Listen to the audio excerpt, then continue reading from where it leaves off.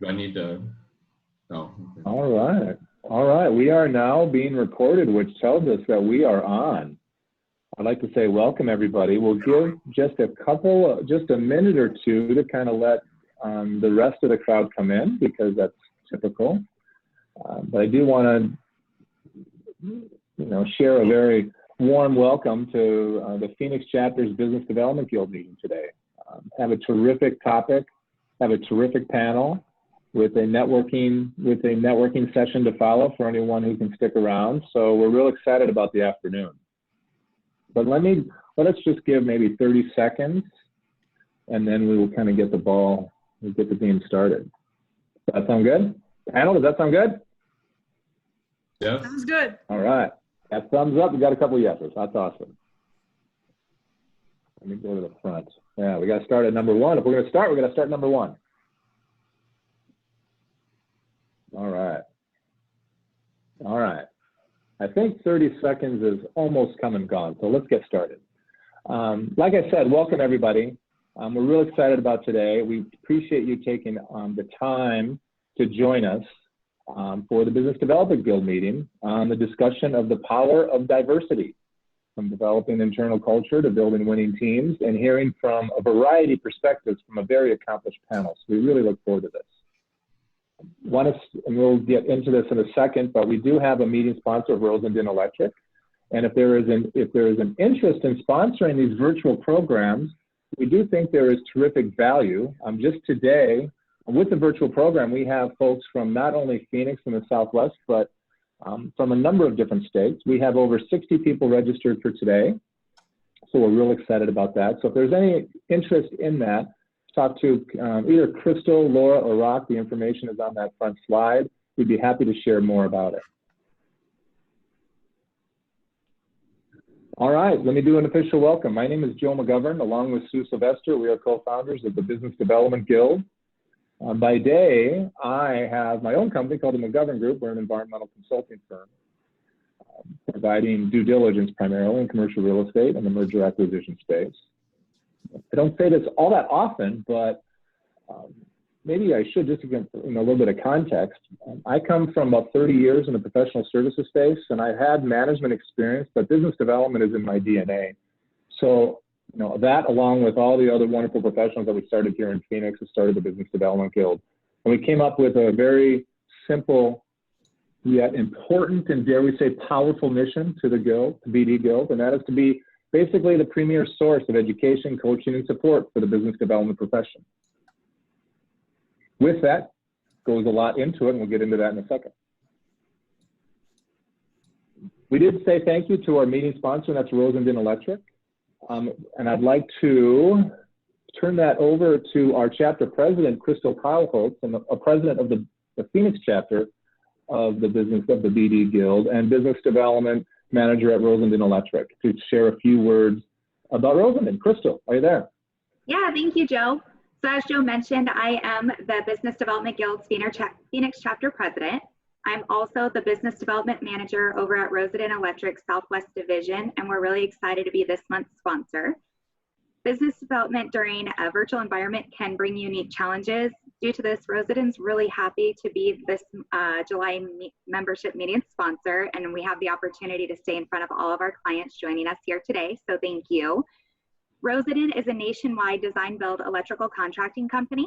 We pride ourselves in building quality electrical, communication installation, and bringing value to our clients. Our customers lead some of the most complex construction projects in the nation and continue to come to us for expert knowledge, scalability, quality, and innovation. Most importantly, our customers turn to us for a partnership because they deserve a team that is committed, connected, and engaged as they are. So within Arizona's Southwest Division, we support projects throughout the state ranging from manufacturing, healthcare, mission critical data centers, water, wastewater, sports, and entertainment venues. So we look forward to building a partnership with all of you guys and seeing how we can support your future projects. If you'd like to know more about Rosendin, please connect with me on LinkedIn or reach out, and I'll be more than happy to answer any questions. Thank you, Joe. Crystal, that's fantastic. And let me go back to, and a little bit more about Crystal. We just very much appreciate her stepping into the president role of the chapter. Has really taken it on with full force, has brought some real innovative ideas that's going to benefit the members and the chapter moving forward. So Crystal is a certified business developer, went through the classes last year. And so we really appreciate all the effort and just enthusiasm that you're bringing. So Crystal, thank you for that.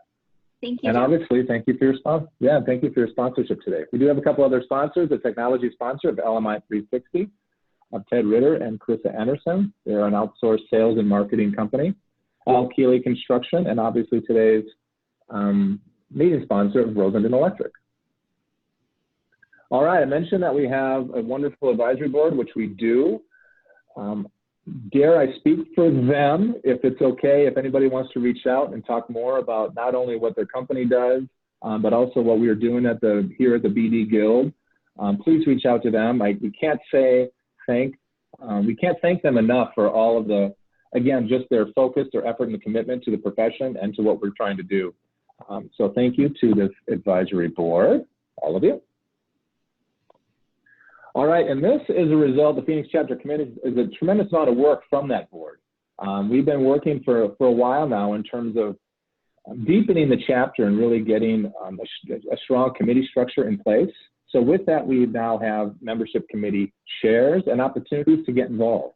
So if there's any interest from the membership, sponsorship, events, and programs, we would love to have you involved and bring your ideas and insights in terms of what we can bring.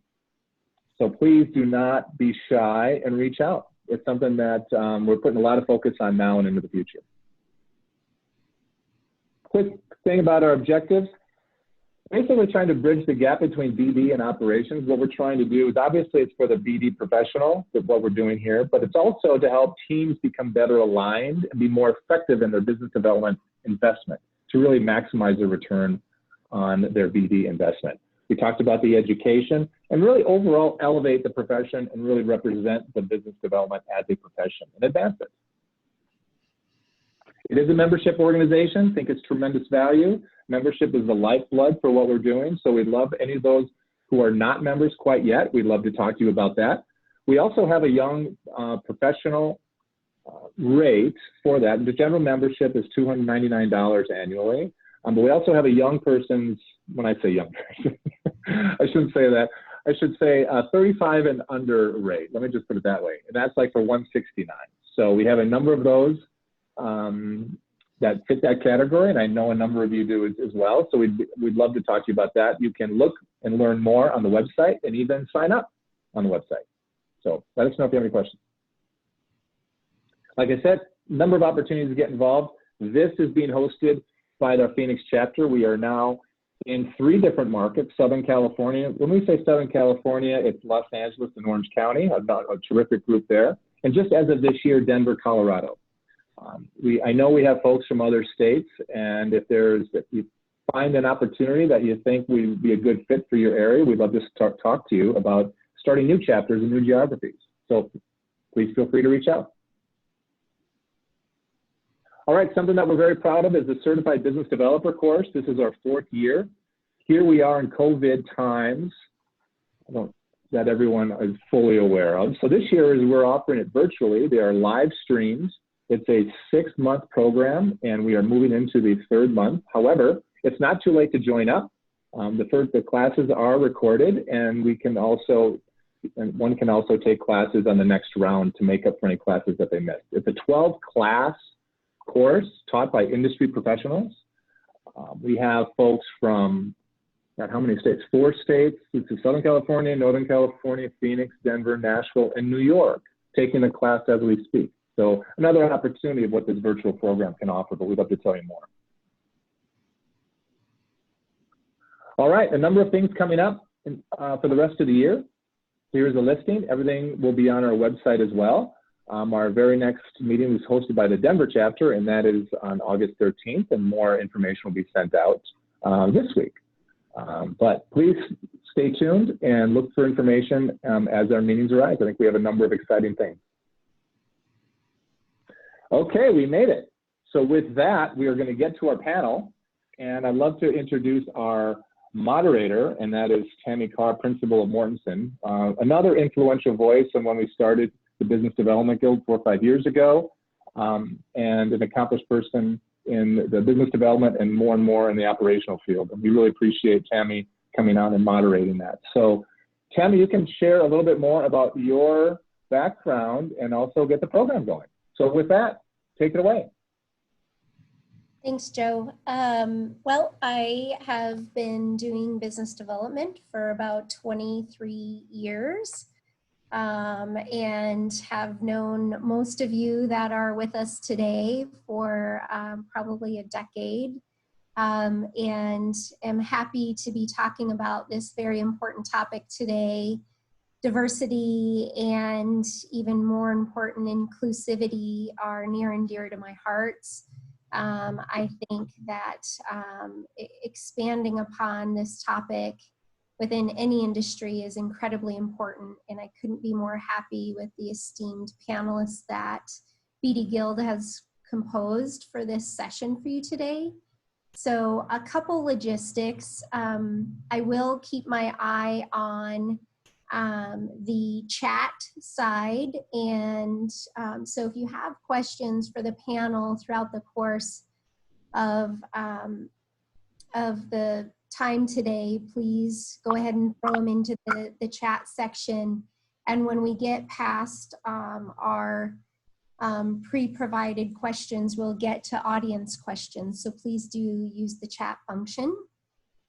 And then the other thing is I'm not going to do bios on our panelists. I'm going to let them share with you their career journey as one of the first questions. So you'll get a little bit about their background, their career journey, their perspectives on what diversity means and why we should all have it top of mind if we want to build high-performing teams. And here's some statistical facts for you. Most of you that know me know I love data and statistics, but Sarah, quit laughing at me now. So a recent study out of Deloitte states that diverse teams are 2 times more likely to meet or exceed financial targets. Inclusive teams, which that word is really important, inclusive teams are 6 times more likely to be innovative and 6 times more likely to anticipate change than homogeneous teams. Teams that are 1% higher in gender diversity yield a 3% increase in sales. Teams that are 1% higher in racial diversity yield an increase of 9% in sales. So if you want to hear more about these type of results, or better yet, you want to just get on with how do I create a diverse and inclusive team, a good resource is the book Inclusify by Stephanie Johnson, and I'll stick that in the chat for you guys later. But for now, let's get on to the panel.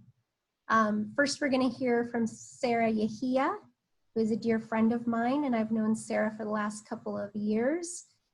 She's founding principal of Kenzie Architects. And Sarah, why don't you share with us a little bit about your career journey and what's put you into the position you're in today?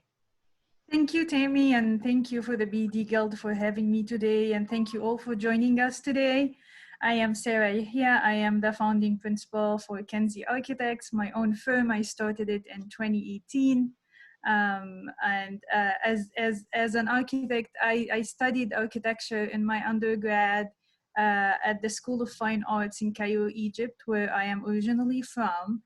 And I also did my master's in architecture here at Arizona State University, which I am honored to be a faculty associate at right now. I occasionally teach an architectural design studio there.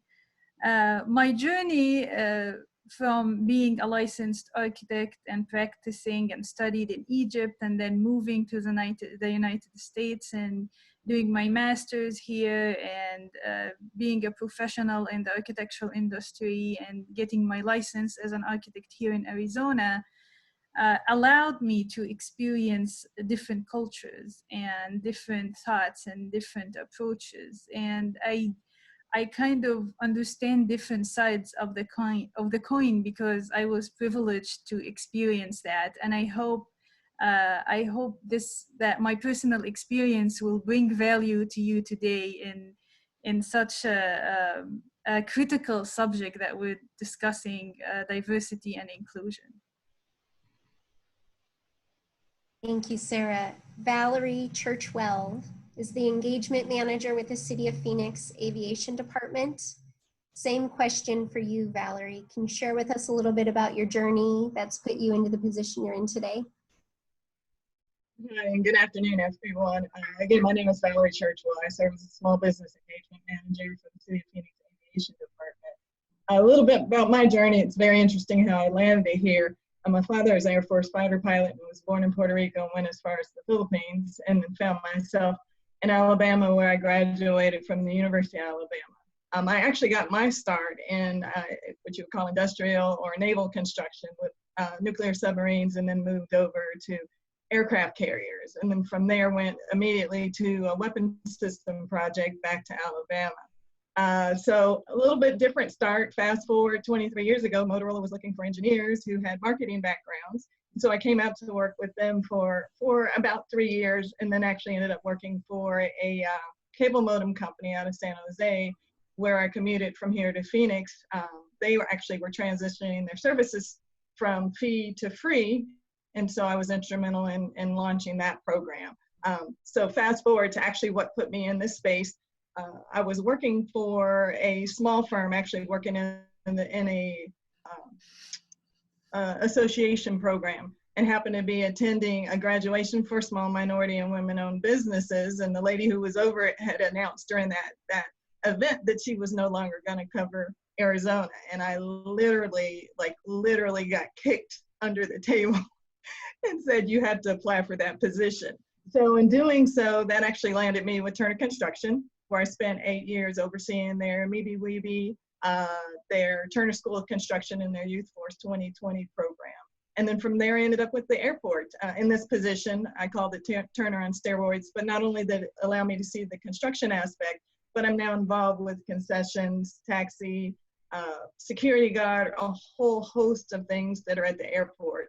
And I get, as I'll say, my blessings from being able to work with organizations, learn about their businesses, and then hopefully just make a little bit of difference to the folks that get to cross my path. So that's my journey and how I arrived here today. And again, thank you for allowing me to join this panel.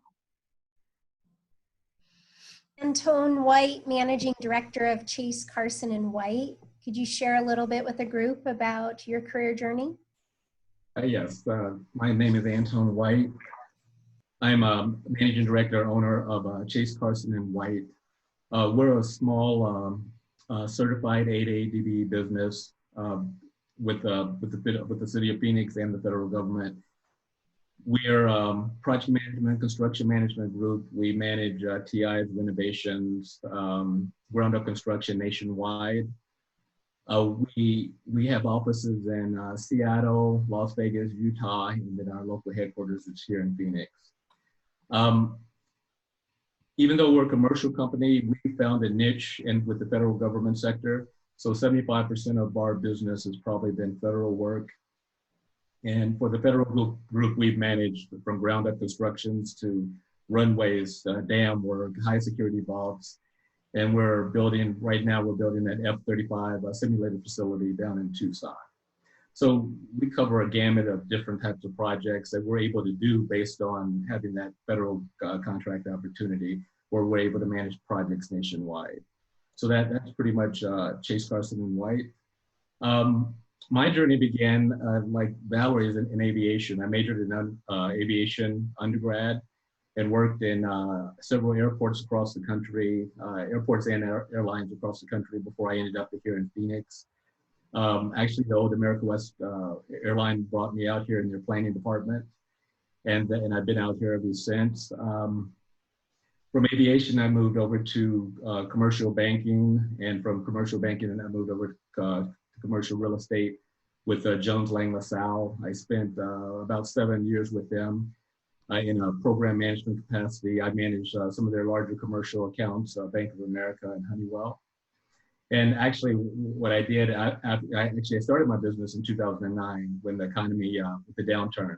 And what I did, I modeled my business off of Jones Lang LaSalle. So that's kind of the footprint that I followed. And that's pretty much my story. We've been here, just celebrated 11 years in business, and we're doing well. That's great, thank you. So now we're gonna get down to a very profound question. So Sarah, could you please kick us off with what does diversity mean to you?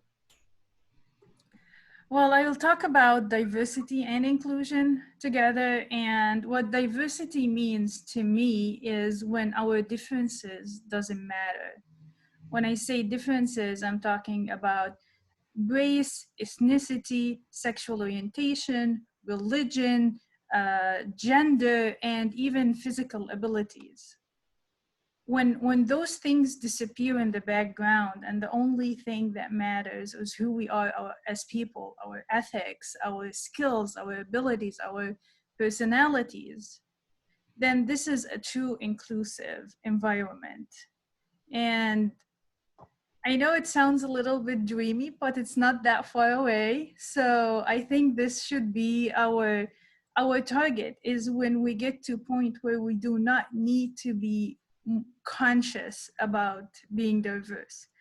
However, unfortunately, this is not where we are right now, and we really need to be very conscious about and very active and about bringing diversity due to the history of the country, from racism and gender inequality. And so we really need to be very aware in our diversity issues, and it starts by acknowledging that we do have a diversity problem. We do have an issue.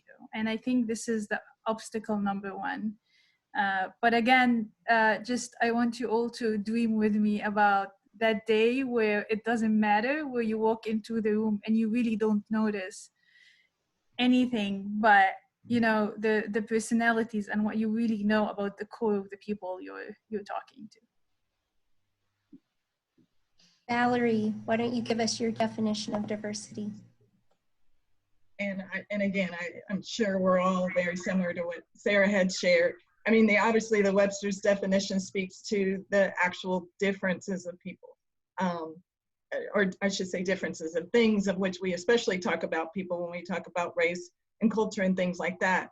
To add to her conversation, I mean, I would like to say that diversity cannot exist without the concept of it, which means where we're talking about the actual differences and creating a safe environment for people so they can show up and be comfortable and feel welcome. And it must move beyond the simple tolerances. We have to talk about embracing and celebrating everybody's rich dimensions that they'll bring to an experience, through a conversation, to a project. All of that needs to be embraced. So very similar to Sarah's, but a little bit expanded upon. So don't lose the concept of diversity with all of the words and actual definitions. I love that. Get past the tolerances. Antone, give us your definition. You know, I like Valerie, I kind of, when I kind of researched this, I kind of struggled with the definition of diversity. I know we all discuss it, you know, and the things that are going on right now in our time. So when I thought about it, I thought about diversity in the U.S. and diversity in business. And then I looked at the fact that the U.S. was considered the melting pot of the world. And also that our Constitution says that all men are created equal. So when I listen to those terms, that's something that I actually want to see that's active, that becomes active in the U.S. in our current business situation. I know these things are written down, and I know they're terms that we're used to, but this is something that, and I mean, speaking of what's going on in this time, is something that we have to address. We have to elaborate off of the other statements here. We have to be more inclusive. We have to think as diversity out of the box. it's something that's evolving, and it's something that we need to get a hold of and really address and come up with solutions of how to be diverse and how we can be all inclusive, and definitely in a business sense. Thank you, Antone. So I'm going to switch it up just a little bit. Valerie, can you tell me, do you see any changes happening in the community, either within the community or owners or your company, placing more focus on diverse teams? For us at the aviation department, it's not necessarily more of a focus. We've been doing a great job of it. And for us, many of the diversity components that you would talk about, and I'll talk specifically about small business utilization. Let's be real, as an FAA sponsor airport, a government regulation, we receive federal funds. So we're driven by regulations that determine that. For us, we happen to be in a race neutral environment. And what that means to folks that do business with us at the aviation department or with the city of Phoenix is that we don't set goals. And there's legal precedents for it. I won't get into all of that, but as part of the Ninth Circuit, Western states, we don't set goals. But what we do look for is for our contractors to self-establish goals. And we really don't take zero for an answer. But there has come an expectation about that. And so fortunately, through support of the top, we do get our contractors who come in and they set these goals. And let me be clear, those are DBE programs where we are absolutely race neutral. If many of you have worked with us on locally funded projects on the construction side, we do have a goal setting committee. We do work with you all to take that too, and hopefully set fair and reasonable goals that through the partnership are really obtainable in light of the changes and specifically the work that's done at aviation. We recognize that obviously all small businesses that are certified will not work at the airport. And we try to work collectively with our partners on that. So to say more focus for us when it's something that we proudly say is a culture, but it cannot be done without the partnerships that we have, not only from you all as contractors, but the teams, the businesses in the community that come ready to deliver when they come to the airport.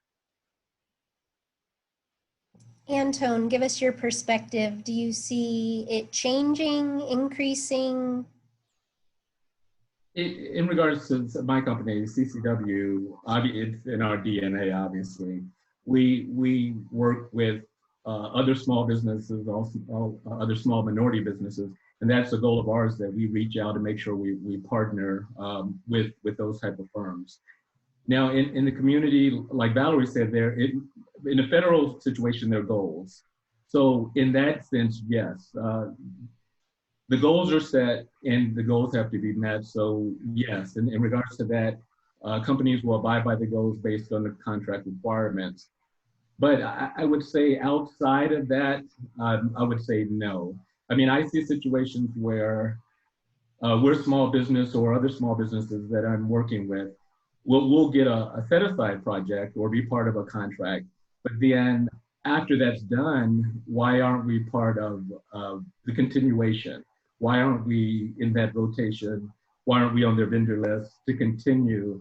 And the thing is, if we're capable and if we perform well, so I'm not saying that it should be given to you. I'm saying if you perform well on these contracts, why isn't that transferred over to the rest of the opportunities? And that's something that I would like to see.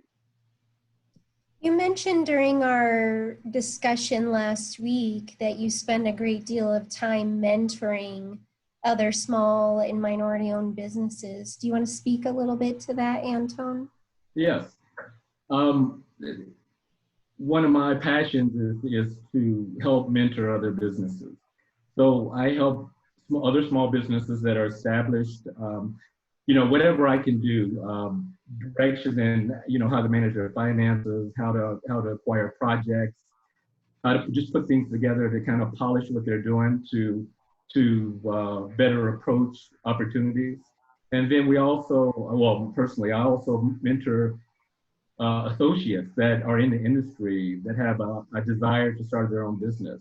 So that's something I'm very proud of. I've definitely, I mentored a number of companies that I've started from scratch based on, these guys have had the background, men and women, that they had the background to, in the drive to want to start their own business. And I definitely helped them do that, to get them there, to get them over the hump, to provide them with everything that I've already gone through to get that to that point. And yeah, that's been something that I'm very proud of. Sarah, why don't you give us your perspective on if you see the community changing their response to expanding diversity? Well, definitely recently, with the recent political and social situations that we are all familiar with, there has been a lot of initiatives, awareness, and also pressure on all the companies, and it's becoming expected now that you would have some kind of policy for diversity and inclusion. And as I am so happy to see that happening, I just want to raise an awareness about diversity being limited to statistics, and that it doesn't matter if you have the diversity numbers if your culture is not truly accepting and inclusive. And I think that the numbers are important because we do need to track our progress, and we do need to make sure that we're moving forward. However, there's a lot of things that cannot really be tracked. I want to use myself as an example. I am a woman of color. I have dark skin. I have black curly hair. But on paper, officially and legally, I am white. I am Caucasian. I do not check the minority box. And as those boxes are really, I do check the small business, the woman owned, but I do not check the minority box. And I really appreciate those initiatives, and I appreciate them being there. But I want to work towards a community where we do not need to check boxes anymore,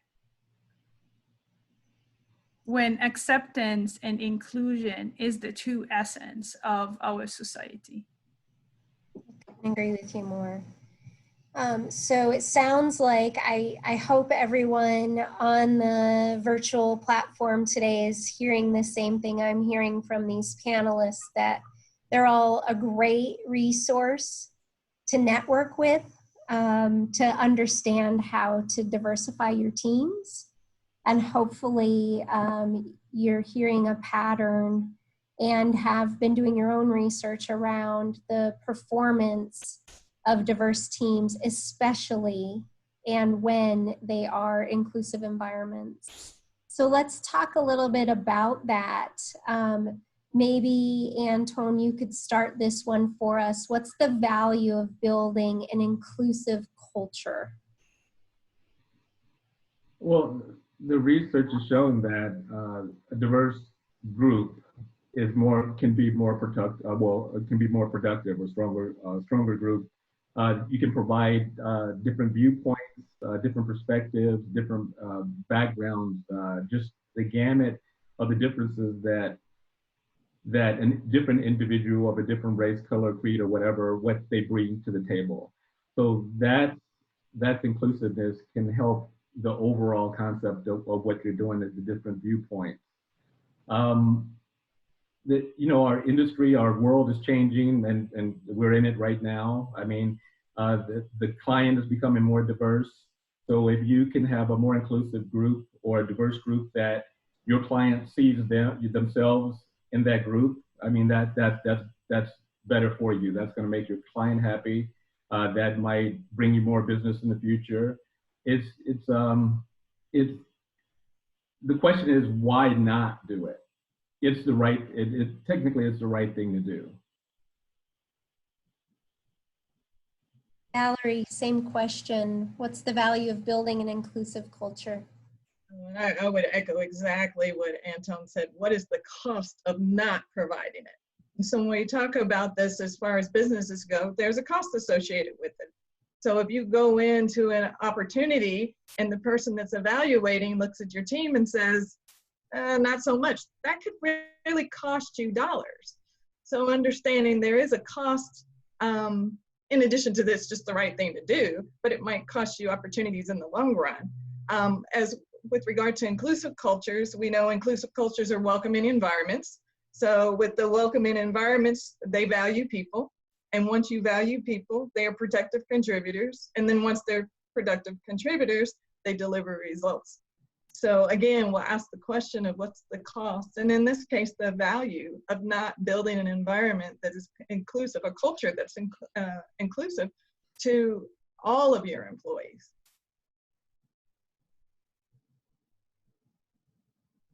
Sarah, do you have an additional perspective on that one? I would echo what they said in terms of that we cannot afford to not be inclusive. We cannot afford that. That side of it is really not looking good. And inclusive culture is a human culture. I mean, if you really believe in humanity, and if you really believe that we're all created as humans, and there is no one better than the other, and then this is an inclusive culture. But when we talk in terms of teams, as you mentioned in all the statistics, it has been proven that is more successful. But why is an inclusive team performs higher? Because it challenges the brain. It challenges the brain to work with something different. It removes barrier. It automatically increases innovation. A diverse team improves the brain performance of every member in the team. And that's a huge advantage to companies that they need, despite of all the slogans or all the emotions behind it. It is important for a higher performance. So an ask to the audience, start using this chat function to get your questions in. I have one last question for the panelists, and then we're going to open it up to you all. So get your questions into the chat and we'll get them in front of the panelists. The last question that I have is, if there's one thing each of us today can do to improve inclusion and diversity, what would it be? Valerie, you want to start that one? Sure. Be intentional about your conversations about diversity and inclusion and equality and equity. Those four things don't live in isolation if you're really wanting to build that culture. And make sure you listen to the answers, like really listen to the answers. If you truly wish to expand your own worldview as well as your business worldview, it goes a long way. And as Anton mentioned earlier, especially in light of all of the things that are going on in our nation and our world, not only does it make your company better, it will make yourself better as a person. Anton, you want to tell the group one thing that they could do to improve on inclusion? My thing is one word. Well, if it was one word, open-minded. Just stay open-minded and just take each situation separately. Look at technically the options on the table, but just stay open-minded to all aspects of diversity, opportunity, and I can't say anymore, but just open-mindedness, I think, is where we need to be right now. Sarah? Well, I want to focus on answering that from like a business development angle. I know most of our audience today are business development professionals. This is the Business Development Guild. You guys connect dots. You guys seek opportunities and bring opportunities. That's what you do every day, all day. Advocate for minorities today. Pick someone. Make sure that on every list of you send, every opportunity list you send, you include minorities.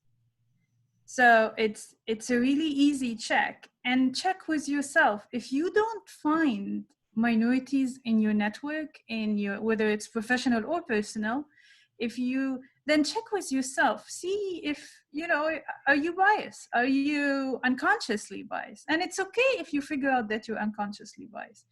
It is something that we develop unconsciously from hearing certain things or seeing certain things, and just question that. If you don't find that person, or if you identify that you have an unconscious bias towards a certain group of people, I want to challenge you to go tomorrow and find a person in that group that you have something in common with, connect with, get to know them, and create a human connection, and spend some time with them, and then see if you still feel that unconscious bias. And I promise you, it will be gone. Because human connection is the strongest aspect we have on fighting this.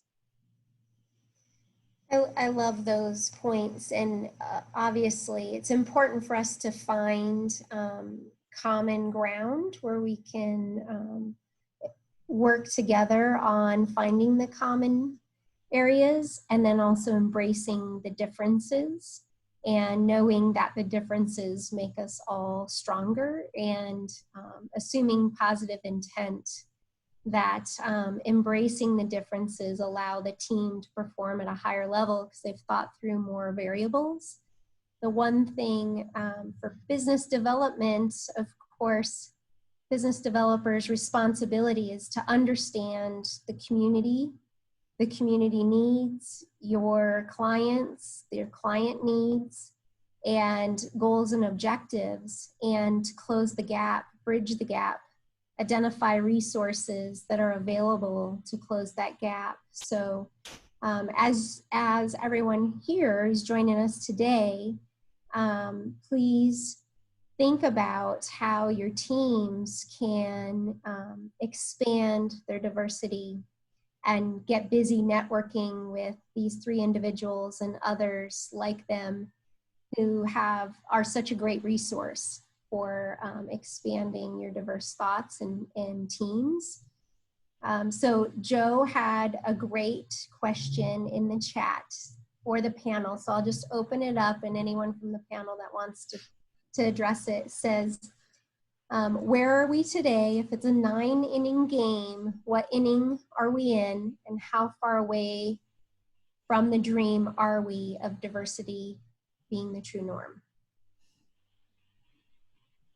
Actually, this is Kari Knowles. I actually wrote in the chat, and right before you announced it, does the panel mind if I chime in? Sure. Joe, I think it's important to note on this question, diversity inclusion is actually not a movement with a finish line. It's a lifestyle. It's something that certain people can never stop living. And so I think it's important to note that this is not a movement. This is not something with a finish line. It's really something that we have to learn to live as a part of our lives every single day, every single time we speak, we think. I think it's also important to note that we're talking about diversity. We're not talking about minority. We're not talking about majority. Sarah, I apologize for mentioning, but you alluded to that very well. This is not something where we're saying certain people are excluded. We're looking for the best answer for the best situation with the best diversity and inclusion and experiences. So I'm telling you mentioned that.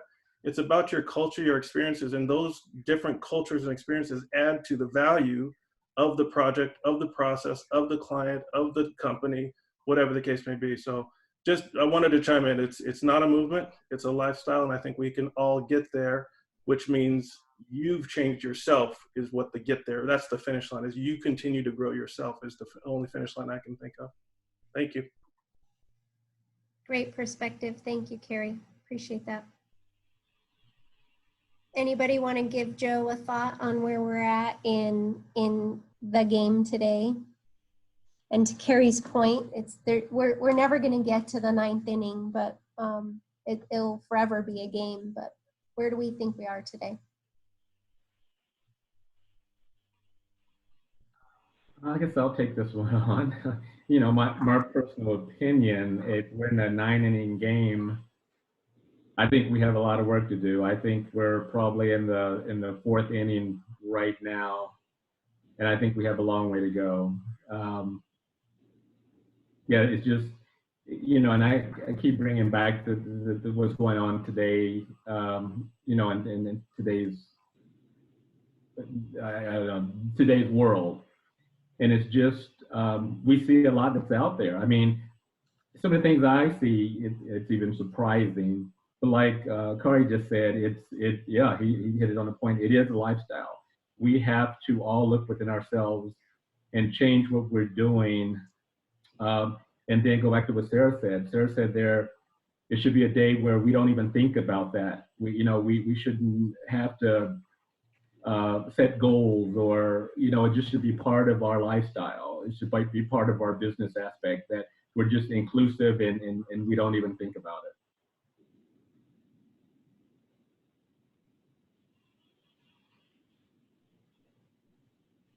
And Tammy, if I may. Yes. I think, again, we all as a nation saw the John Lewis, who we all know that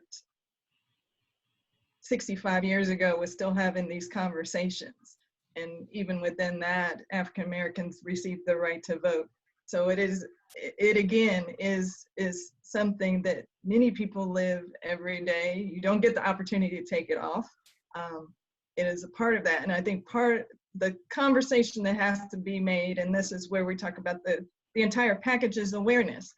Oftentimes, where Sarah talked about the biases, maybe you find yourself leading with, she's a Hispanic woman, or he's an African American male, and that's, and all the rest of the things that go along with that, for why, instead of saying, that's Sarah, that's Anton, that's Valerie, and the other things come in the background.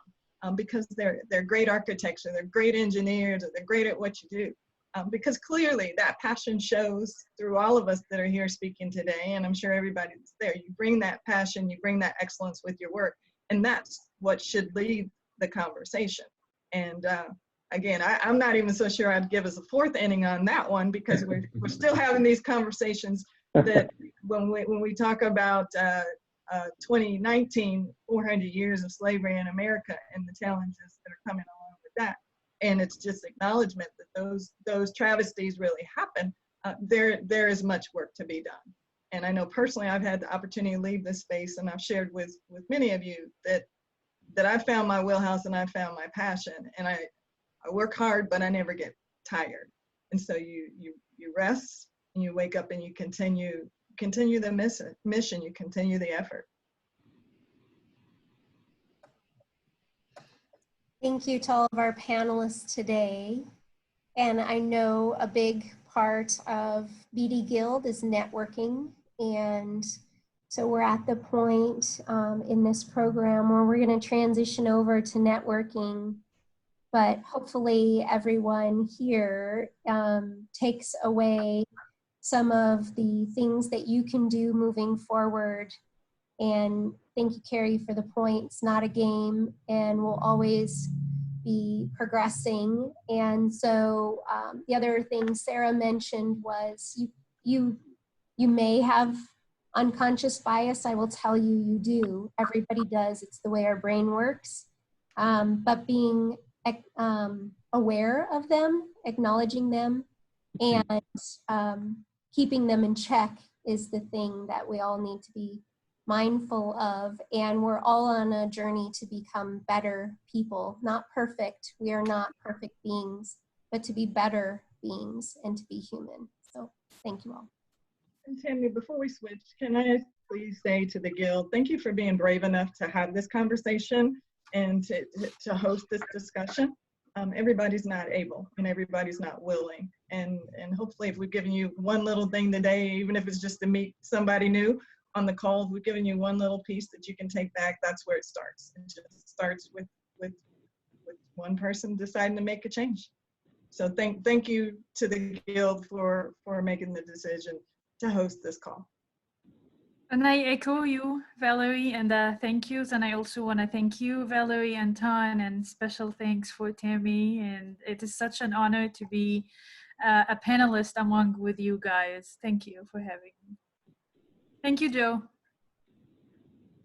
Oh my gosh. You know what? I think, can everybody hear me okay? I think that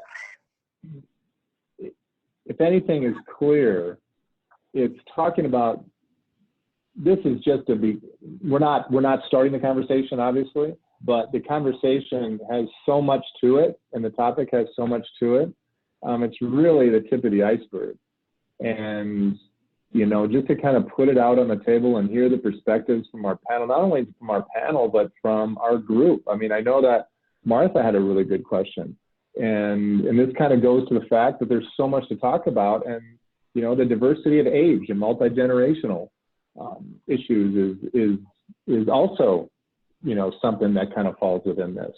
So it really goes deep, you know, and hopefully we can continue this conversation maybe more today because hopefully a number of us will be here on it, but at the same time, just moving forward. You know what I mean? Sarah, could I ask you a question? Because Of course. my nine inning reference was, I didn't mean it to kind of like bring it down to kind of like, oh, this is just a game, there's a finish line. But at the same time, I wanted to know various perspectives where we are like in the spectrum of things. And you're the one who brought up the dream of what should be norm. And I think everyone shares that. Where do you think we are today? Doesn't have to be a baseball reference, but where do you think we are today? Because you brought up a very good frame of reference for that. I think we have a long way to go, unfortunately. I think I think there's a lot that needs to be done, and it's a very tough question to answer, Joe. I'm very hopeful, but I think, you know, we need another 100 years to get where we need to, because of the communities that have suffered systematic racism in the past. They just need so much time to recover. I teach at ASU, and I see a lot of students saying that they're the first one in their family to go to college. And you trace that to whether, you know, Black people weren't allowed to have student loans or home loans or business loans or had to live in certain areas. The communities needs to recover, and that's where equity comes in, where we need to push these groups and help them more. And so there is a lot to do, and for every different minority group, it's a different perspective. Like being from Egypt and being raised in Egypt, we did not have any race or color discrimination at all. Families are so mixed, brothers and sisters, or one is blonde and the other is brunette and the third is Black, and it's normal, and you just don't notice it. There is other discrimination, socio-economical discrimination, sexual orientation, religious discrimination. And then I moved here to the land of the free, and I suddenly became a minority, and I'm like, what is going on? What's happening here? And getting to know the history and visiting the African American Museum in Washington, D.C., it was heartbreaking to see the things that has been happening in the 60s and the 50s. That's not so long ago. That's like yesterday. We really need time to recover, but we will not truly recover until we change minds and hearts. So. Do you mind if I chime in? This is Kari again. I want to echo what you're saying, and I want to applaud you for taking a different approach. Your approach seems to be, I don't want to say fake it till we make it, but let's start the rhetoric now. Let's speak in the way that we want to be speaking in the future. Let's think in the way that we want to be speaking in the future. So I appreciate your optimistic view and the way that you're approaching it, because there's a lot of value. Somebody wrote it in the chat about changing the rhetoric, and you're right. We have to start changing the rhetoric And I love what you said at the end there about your heart. We have to start with empathy. That's where all this, if you don't have the empathy, you're not a part of the solution. And so changing the heart, changing your empathy, changing your rhetoric, your perspective, I agree with all that. That's a great way to start with solutions to the problem as opposed to always complaining about the problem. So thank you for that. Thank you. Right. And Jill, if I may, I'll pull the lens back from not all the focus on the racial piece, but I'm seeing something in here again about the ageism and all the rest of them. I mean, coming from a world where regulations drive, there's a big debate about that, and really changing the lens as we go forth as a government entity where we can get that out of our way and get more to a private sector mentality. But the reality is like going to Disney. You have a ride that's this high and everybody's just trying to get to this high, whether it is men, women, Asians, African Americans, the list goes on, a certain age categories. So when we can get rid of the bar that's just here and stop striving, once we've made that, then we've been successful, then that's what we got to do. So we got to eliminate that Disney ride, mentality and go beyond that within the company and just within our own personal lives. So I liken it to the Mickey Mouse ride, trying to get around that. But yeah, we've just got to stop managing to this is all we have to do. And when we go beyond that, then we'll truly see success.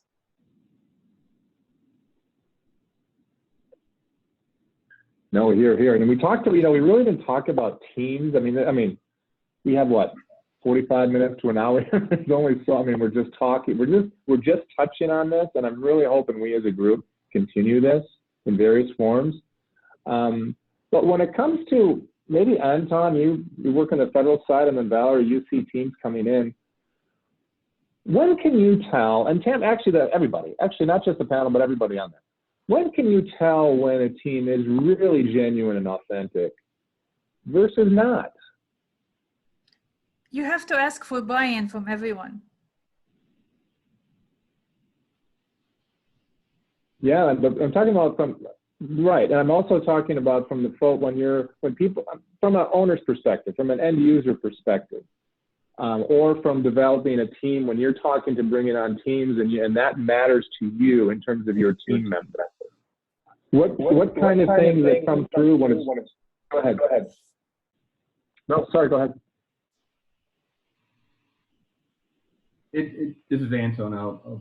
Yeah. As far as in the federal side, exactly the situation where there's a set-aside project, or I bring people in, or they come to me. But it's the inclusivity of that company or owner, or owner, I guess you would say.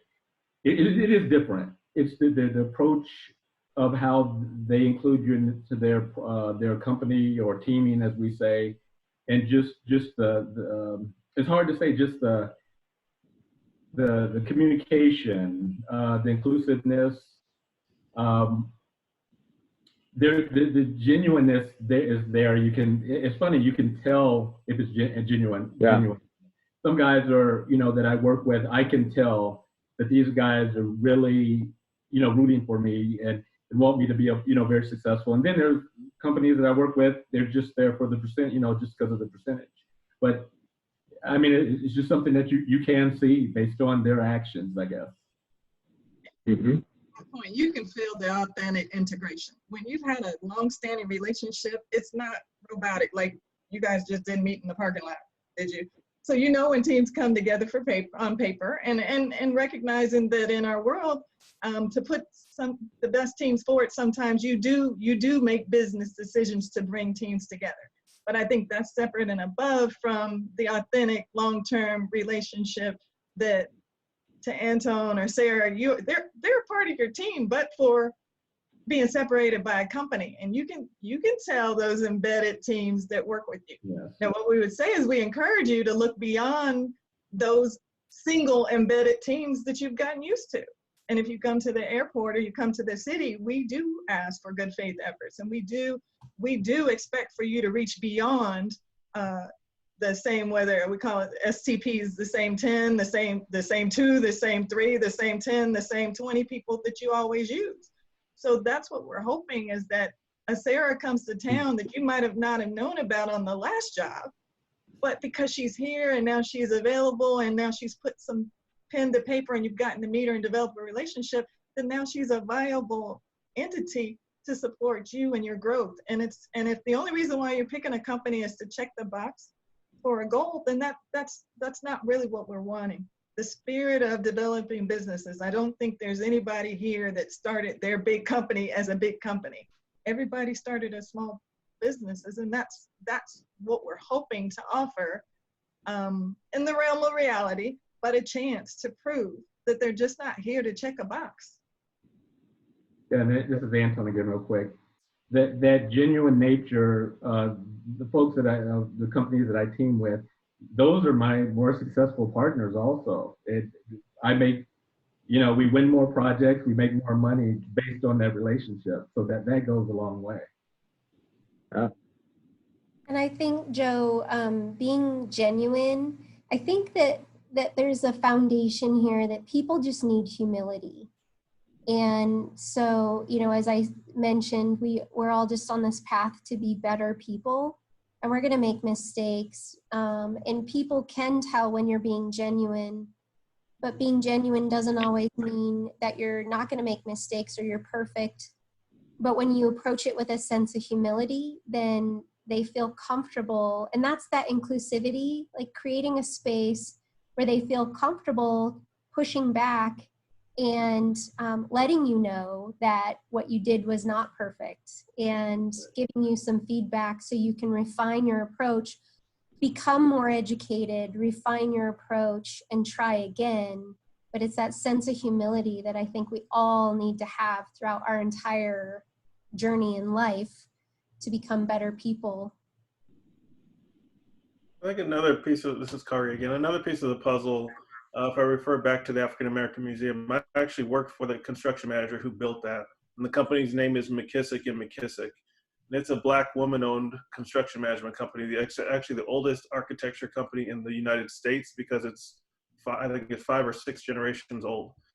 The point is, are we talking about being qualified or certified?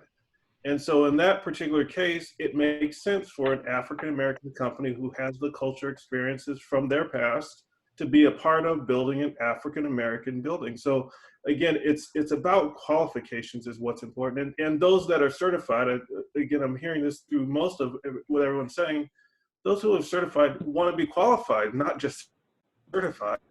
You know what I mean? And so that's what we need to still look at continually, is how can we help everyone involved in the design process from their experiences of their past be qualified, best qualified to support the project at hand. The hardest part is a lot of folks are not allowed to be qualified. So how are we helping everyone the ability and the opportunity to be qualified in order to be best suited for that particular project?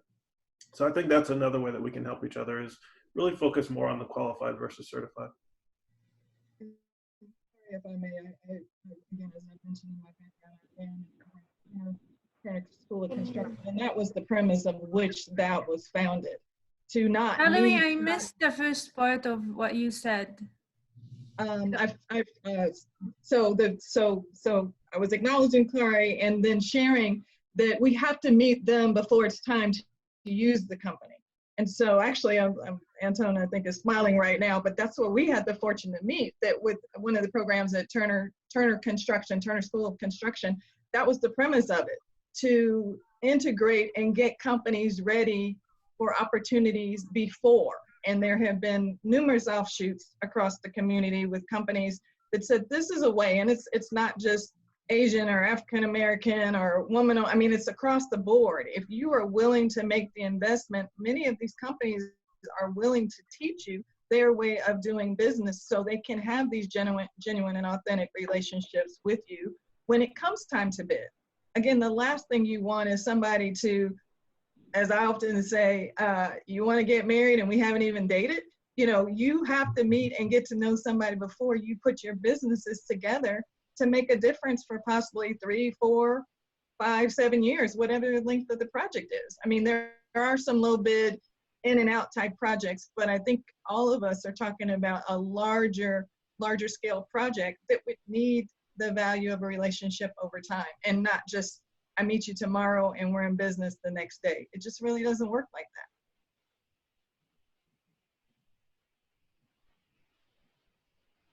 You know, I would add, we're at the time now where I know the panel, we can continue asking questions, and I have a couple more if you guys don't mind sticking around. But I would like to invite the rest of the folks on there, because I think we have a fair number of people still on. Anyone comfortable to throw on their videos, please feel free. We will not be infringing upon anybody's real estate now, particularly at this part of the program. So please feel free. Let me ask, and this is maybe putting our own city, and I don't know if there's an answer to this, but let me just throw it out there. Is Arizona, for the folks who work nationally, in Arizona and elsewhere, maybe even internationally, is Arizona markedly, obviously different when it comes to this? Hey, or Joe. are strides being made, or what have you? Go ahead. Hey, Joe, this is Lauren Brown from DWL. I've been wanting to ask a question about internal hiring with not for the purposes of diversifying the staff, but with that as a goal. And that kind of ties into what you just asked. So DWL recently opened 2 new offices, one in North Carolina and the other in Ohio.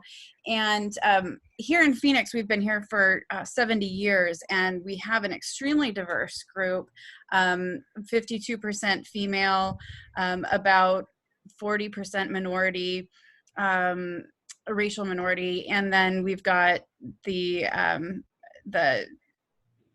sexual orientation diversity. There's not a huge subset of that, but I have found that in our other 2 offices outside of Phoenix, the labor pool, the professional labor pool, is far more diverse than it is here in Phoenix, primarily or especially in North Carolina. And here in Arizona, I wanted to ask a question about how, and even age diversity actually at DWL is an interesting concept. When I first started there were people who have been there for 40 plus years. And my first impression was, get out of the way, let the young guys, or, let that next generation advance and step up and start taking on more responsibility. But what I've learned, and I learned very quickly, was the value of their experience and their mentorship and their skill. So that diversity is, that subset of our employees is something I have certainly grown to value. But as far as local diversity, we have had a difficult time in more recent years finding racially diverse staff. And I don't know if that's a condition or a symptom of the architectural industry specifically, but I was hoping that some of the panelists could maybe discuss diversity from a hiring perspective. I know I was looking at a research from an architectural firm. I can pull the name of the architecture firm later. I don't have it on the top of my mind, but what they did is that they reviewed resumes blindly without names or photos or anything, and they had a significant I think requirements for providing your work, and by just doing that, the diversity increased in the offices. Sometimes it's about, if you have a couple of offices lacking diversity extremely, you might want to check on the process. Maybe it's not coincidental. And then you need to eliminate the awareness of the race of the people before even like narrowing your options down, before knowing a lot about your candidates. That's one side of it. Another side of it, that some communities, the minority groups are behind due to the historical aspects we talked about.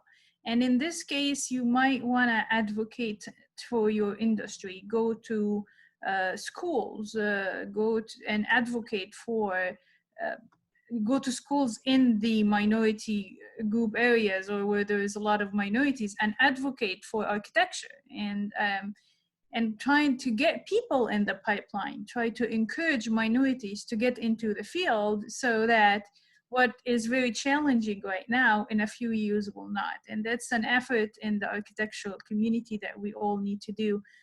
Architects has been a profession of the privileged in the past, and there is an echo of that is still going on, and it does require a lot of effort. Even women numbers are low in general in the architectural community.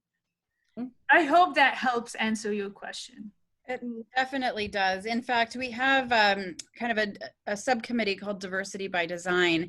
And like I said, our group is extremely diverse, but it's the pool that we somehow have not been able to access, whether it's because it's not there. Like you said, architecture is an industry of privilege, or a profession of privilege historically. So I really like your idea of just trying to cultivate that in younger and younger groups to either expose them to it or attract them to it. Thank you. Sure. And I would also add to that I would watch the struggle comparison. It is hard to look at a population that's in Carolina and compare it to here in Arizona. The reality is there are far more, if we're talking specifically about African Americans, there's far more historically Black colleges and universities. In that area, there's intentional outreach, as Sarah said, into those schools. There's intentional recruitment and all of those things that are associated with it, that we don't have those numbers that are here in Arizona. Now, I will say, and I'll put a shout out, a plug for one of the organizations that I work with. It's ACE, Architectural Construction and Engineering Management. There's a local affiliate here, Antonia Williams, that's on the call with me, serves as our vice chair on that. And at this point, we have 31 companies that have been involved with us over an 8-year program. But it seeks to introduce young people starting in high school to these careers in these fields that they normally don't go home to their parents for. Again, as Sarah mentioned, we still have very many first-generation students that are low income that are even considering these fields. So it's kind of, I don't want to leave that, but that's an opportunity if you are intentional about seeking students that are coming through a pipeline that's right here in your backyard. Join forces with that. And in all candor, we are severely underrepresented in the mentoring side for our architectural side of the house. So we need you in that area. I would also say, look at statistics. The reality is, I think only about 6% of minority students pursue opportunities in architecture. So that's a very small pool to pull from. It's almost like they're elite athletes, that if you're not being intentional about going to where they are, and more importantly, offering them a perspective of being in Arizona, which is a little bit different in the community itself and how it's made up, and offering us a connectivity that helps them bridge the gap until they get well established here. That's why, that may be one of the reasons why your recruitment here could be a bit challenging. But with regard to ACE, feel free, we can get you the information. I know Antonia is on the line, we can share that with you.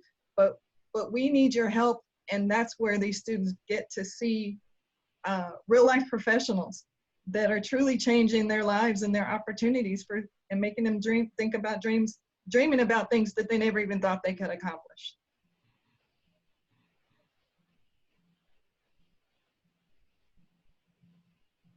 That's good. That's good. Tammy, thank you for the moderating. You really haven't put too much of a plug in for what you're doing at Mortensen, because I know you're doing a lot. Do you mind kind of throwing it back to the moderator and kind of sharing, you know, what you're doing on the inside Mortensen? Because from what we hear, it's impressive.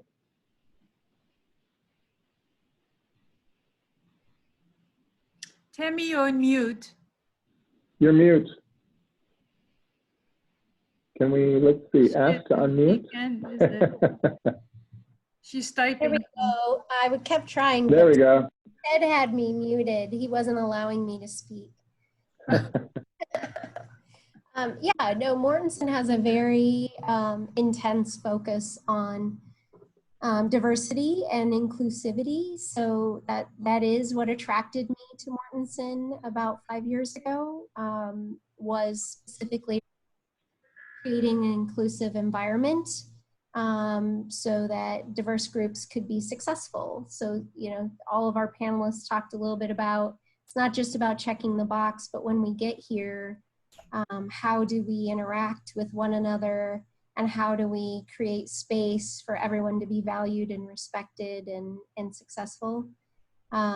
So similar to Lauren, actually Phoenix operating group of Mortensen has very high diverse numbers. So we have more than 30% of racial diversity within the Phoenix operating group numbers, and almost 40% women diversity, with some of those kind of overlapping with dual classification. And again, you know, my experience was being diverse as a woman in the industry and checking that box previously, but then being in an environment that wasn't inclusive. So when I went for my search, finding Mortensen was really around finding an environment where diverse candidates could be very successful. And we have a number of programs. We continue dialogue all the time. I mentioned to the panelists before, last week we had an all hands virtual platform on racism and social injustices, and talked about systemic racism, increasing awareness, and also, you know, continuing to have the dialogue around being aware of bias, and how you continue to break it down and improve upon.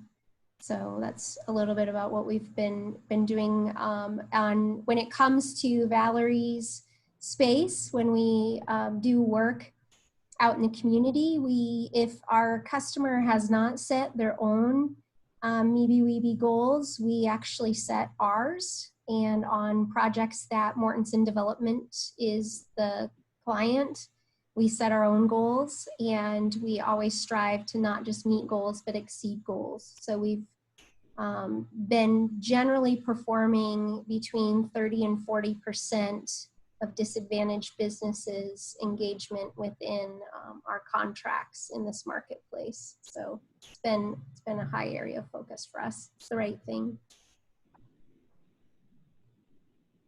No, that's awesome. And I see a few more coming up. I think we have to. Donna, thank you. Actually, you know what? Donna has had a question in the chat earlier, which I think we can maybe open up to really anybody. But this kind of gets down to sometimes where it can be uncomfortable. So Donna, thank you for asking. And that is when one sees people in your own company not necessarily practicing or being sensitive or being aware or whatnot. I'm kind of paraphrasing Donna's question. What's the best way? The BD community is the face of the organization, and that's going to filter out in the marketplace. So Donna's question, what to do? Or what are options to do? Donna, did I get that question? Did I paraphrase you right from your text? Oh, wait a minute. There you go. I asked you to. My question was, there we go. How do we approach it in that very moment or space and time? You know, do we gloss over it? You know, do we? Yes, we could approach them about it, but what's that technique like when you don't want to get confrontational in your workspace? You don't want to, you know, offend someone else or, you know, create any sort of hard feelings. How do you approach it?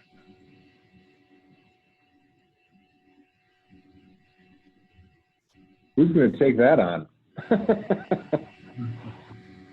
I'll say as a statistic response that I was looking at some numbers, and people who are subjected to discrimination and harassment in the workplace and complain about it are more likely to get career problems than those who don't. So I'll just leave it at that. Hey, what? I know it's not my optimistic approach, but those get really tricky unless there is a platform where, you know, complaints can go in, or leadership that is very strict of not allowing this kind of behavior. It's the person complaining can, you know, get more hurt. So I would say we should not leave it to the person who is receiving to act. I think if everyone in the office has the responsibility to say something, it's easier than for the person that's actually being subjected to the situation to act upon it. So I think an equal and soft way to say it, it's all about your intention. If your intention is pure, if your intention is to make a difference, to do something different, or have a conversation, go with your intention, because you're either going to get a great response from that intention, which hopefully most people will do, or you might get rejected, but you can at least walk away knowing your intention was pure, your intention was the right way to go. So I would say bring your courage through your intention. And that's how you face different questions and challenge folks in the process. Valerie, let's see.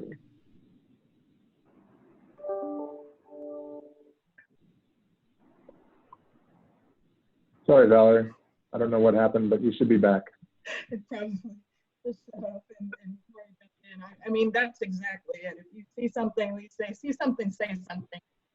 But you have to gauge your environment, as Sarah said. I think some of the best champions are not the person that's on the receiving end of it, but other people that bear witness to the exchange and express their intolerances. As long as you let it ride, it's going to continue. And it's that old adage: are you as guilty as the person who swung the punch if you say nothing? And sometimes it's not about putting that person, as they say, on blast. Sometimes if you have that relationship, take them aside and let them know that, you know, that wasn't quite cool, or that wasn't right, or that was offensive. And they need to really think those behaviors, because often, I mean, people bring what they do behind closed doors to the office. Many of those things haven't been checked, or more importantly, as we talked on earlier, some people are just not aware. And that's where I say with Kari, I align with him. There are just some things that are going to happen, and microaggressions that take place in the workplace, regardless of whether it's racism or ageism or other things, that people just aren't even conscious that they're doing. So the biggest thing is that if you can start to raise the conversation to make people aware, and they think about what they say sometimes before they even say it, or start to tailor those conversations to take those potentially offensive things out of their just daily conversations, then we're starting to move the needle. It might just be a little bit, but if you remind a person, hey, don't start with, we want Linda on our team because she's a Hispanic woman, and the next time they see it, they say, we want Linda because she's great. So you've removed Hispanic and woman from the conversation, then we're starting to make great strides. So in that sense, awareness is key. And again, honey always works. People are much more receiving to a conversation when you deliver it with love and kindness than you are when you're sitting there screaming in your face. Love that. I think it's like, hey, do you realize? Hey, that could have come across as this way. You know, you might not realize it, but you know, sometimes it can be just kind of a friendly kind of, hey, did you realize? You know, that, you know, this could have come across in a way that you probably didn't intend, but FYI kind of thing. So, well, we want to be respectful. Go ahead, Valerie, go ahead. Go ahead. If you feel it, believe me, the person that was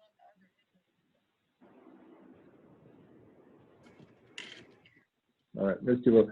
We do want to be respectful for the time. I think we're, at least for the panel, we're a little bit beyond of what we expected, but really good questions from everybody. But we do have you guys are obviously welcome to stay, but we do have still a really good group and a couple of dogs, which I'm a big fan of dogs, so that's all good, to stick around. So I just want to say thank you to the panel. Like I said, this is really a terrific discussion, but the only beginning of what we can possibly do here. And I'd say let's kind of keep it going. So hopefully you guys can come back. Maybe not necessarily right on the same topic, but be part of the guild in the future for future events. That'd be great. Sound good? Yeah. And I don't know what's happening to Valerie's mute, but I just sent you to unmute one last time. Oh my God, okay. I am officially cursed with technology. I am officially cursed with technology, but we are really doing everything we can do. So, so yeah, with that, I know that we have some new names and everything. What other, you know what, if we're not able to get on, we do have the chat box too, in terms of like kicking it off, or any kind of questions, or anybody want to make an introduction? Anybody new to the group that might want to introduce themselves? They want to raise their hand for that? Otherwise, I'll put it back to Sue so she can kind of talk about it. Never mind me. No, I've been very chatty in the chat box. Let me pick on somebody because they did chat. Go ahead. Oh, if anybody would like to introduce themselves, if you're new to the group, please take the opportunity to say hello. I'll introduce myself. This is Heather Brown. I'm with Dibble Engineering. I'm the director of marketing. I've been there for maybe 2 years in October. And hi, hey Rebecca. And so I did actually have a question, and it goes back to earlier, but maybe somebody like Tammy I could talk to you later. So I am with Dibble, but I'm also a member of Tabor 100 out of Seattle. I came from Seattle. I've lived there and worked there for a long time. And I worked for minority-owned firms. And then I had a consulting practice that worked with a lot of minority-owned firms, particularly, well, just in the AEC space. And as a member of Tabor 100, it's a nonprofit that's focused on empowering Black-owned businesses and other minorities, all throughout, you know, beyond AEC. But I have been just really trying to learn as much as I can. I came down here because I found Arizona was a much different environment than what I was used to, and that's a terrible definition. But I was curious if you guys knew of any other nonprofits or associations that you've worked with. I work with the Black Chamber here, and I'm good friends with Robin and Shauna Reed, but I was wondering if anybody else works with if there's other nonprofits that are similar to Tabor 100. You know, I know Urban League and some others, but I was just curious if you guys, with your firms, have worked with other associations to help with diversity and inclusion with your firms. I am a member of the National Organization of Minority Architects, NOMA. So, and it's more inclusive than architects only. So maybe you want to take a look at that. The Arizona chapter is relatively. Thank you. Okay. Thank you, Sarah. You're welcome. Well, plus isn't there also a Hispanic Chamber of Commerce for the state? Yes. I think they could be a fabulous resource. And to that point, we call them the big five, big six. We have the Black Chamber, the Hispanic Chamber, the Associated Minority Contractors of Arizona. We also have the Asian and the Native American chambers that are here. And there is the Minority Business Development Center, or Development Agency, that works in tandem with clients from minority populations. So, and then you also have Webec West. I'm thinking about everybody off the top of my head. And then they're different groups throughout around that you can connect with. But those would be the big five that we work with. And if you want to reach out, I can get you contact information for them. With the Hispanic Chamber being the largest. And if you look at the population, they are the largest population of minorities here. African Americans are only about 5%. Right. Okay. Yeah, thank you. I'll touch base with you. Thank you for letting me ask the question. Heather, question for you. Yeah. What company did you say you were with? Oh, I'm with Dibble Engineering. Oh, you're Dibble. Okay, wonderful. Yeah, sorry. I just missed that part. Really Yeah. fast. Yeah. Yep, thank you. Welcome. Thank you. There's one person I really want to call on because their name is Zoom number 3. I don't know who that is, but it's kind of a mystery person. Come on, Zoom number 3, step up, raise your hand, be accounted for. But yeah, any other particular kind of news? Rebecca Timmer, you had a question on the strengths finders, and maybe it's a good opportunity, maybe Rebecca and maybe Crystal to talk about the coffee chat that we have coming up in August. Talk about what the coffee chat is online and the feature of the strengths finders. Crystal, do you mind? And Rebecca? Yeah, I'll ask sorry, you. There you go. Yeah, so we are going to be doing a coffee chat That's here. not the point. What was that? Towards the end of August. I can't get the date right now. I don't know where I put it. But it's going to be coming up here in a few weeks. And Rebecca Timmer is going to be joining me. She's going to be talking about strength finders. So I'm going to put her a little bit on the hot seat for a mini panel discussion on leveraging your strength, especially in more of this virtual setting right now. So Rebecca, do you want to chime in? Do you have the date handy? August 26th? Either August 26th or 28th. No, I don't. I know it was one of those two. Okay, Yeah. Perfect. But more will come out. So please look for an invite and more information to come on LinkedIn. Rebecca, do you want to chime in? I want to chime in and say that I was fortunate to do the Strengths Finder training with Rebecca before, was the Women's Leadership Initiative Committee for the Urban Land Institute. Nice. And it was an amazing, amazing experience.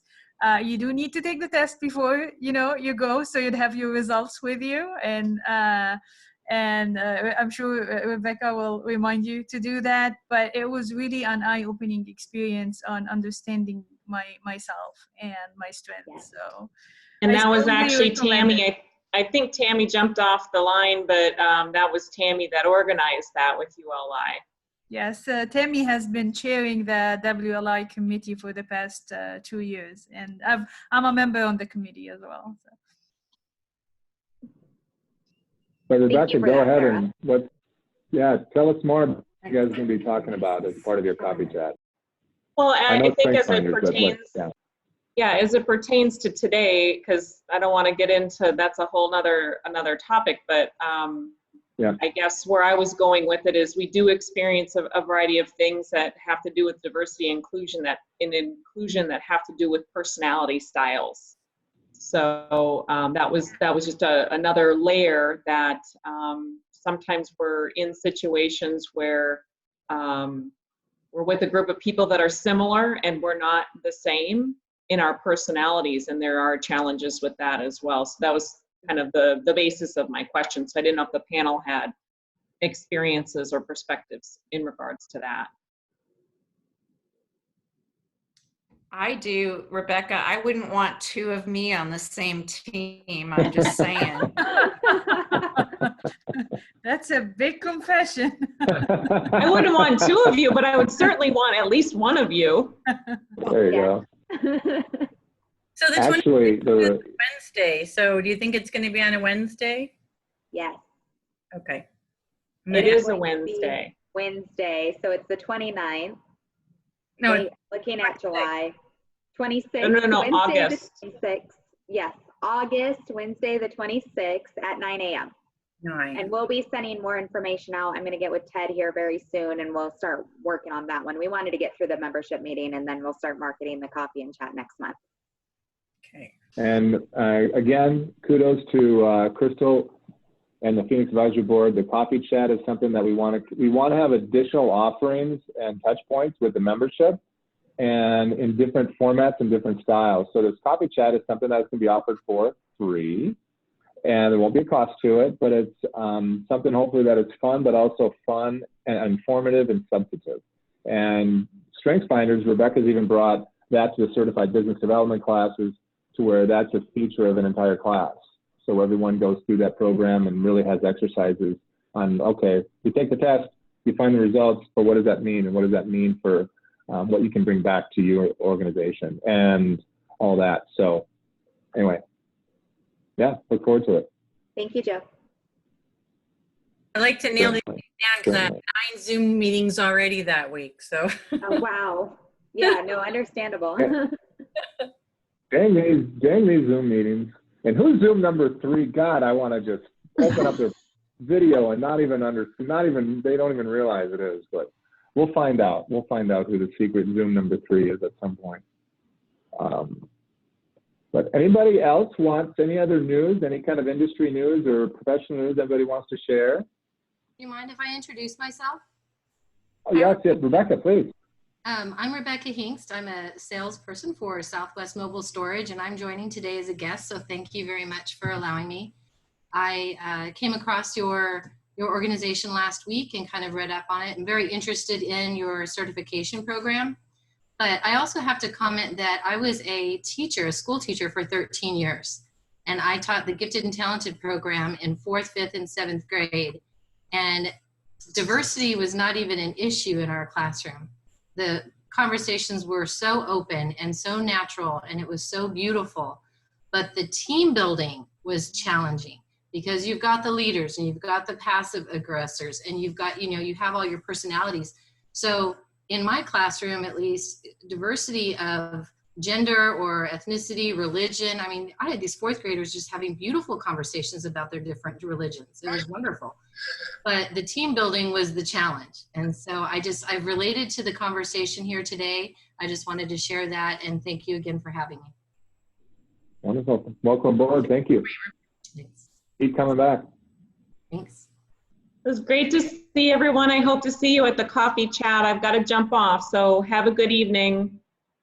Yeah, Bye, thank you. Yeah, you know what? Rebecca, thank you. Thank you. And you know what, again, I think I want to respect everybody's time, and maybe this is a good time to kind of sign off on the meeting, but I just want to say thank you. I think we can do a virtual round of applause for everybody. And, hopefully we can have, when is the over-under when our next live meeting is going to be? What's the over-under? February of next year? I'm highly doubting even it's going to happen this year, but I don't know. Hopefully it will, but I don't think it will. It's going to take some time. I don't know. I don't want to end up on a downer. We definitely appreciate technology more now. Yes. Yes. Definitely. You know what? At least we get this, You know what? I was so used to doing that freeconferencecall.com business. And I sent that out recently, and they go, "What are you doing? Why don't we just get on a Zoom call so we could actually see?" And that was, that was a world away. I know it's a surprise from my tech side, but a world away 4 months ago, where everyone would just, okay, at freeconferencecall.com, let's do this. So, anyway, I got reprimanded for going I so was one of those old school people. I woke up, I put makeup, and I got myself looking like a person. And then, oh, it's a phone call. It's a phone call. So AAED sent out a similar opinion poll this morning, I think it was, or maybe it was yesterday afternoon, asking, like, when did the members think that their companies would be comfortable with them venturing out to live events or traveling to live events, this year, next year, whatever. And they asked several questions along that vein. And I'll be really interested to see how, since I'm on a couple of the committees for AAED, I'll be really interested to see how that poll comes back in. And that might, help you too, Joe. Yeah, thank you. Thank you. Yeah, that'd be great. One thing I neglected to remind everybody, but a few of everyone that is still on here, we will be sending out a survey tomorrow. So please feel free to give your unbridled opinion. It's been, though these surveys have just been absolutely helpful for almost every single meeting that we are doing over the last couple of years as a result of these surveys. how we do it, what should we do, who should we have, all that kind of thing. So that's why I had that. Okay, so with that, Crystal, do you have anything? I'll do the final throwback to you. Yeah, no, not right now. I hope to see you guys all at the coffee and chat here the end of August, and more to come from BD Guild right now. Okay, awesome. All right, with that, Bye. we'll sign off. Thank you, everybody. Okay, thank you, guys. Everybody. All right, bye, gang. Buddy, I miss you. Bye.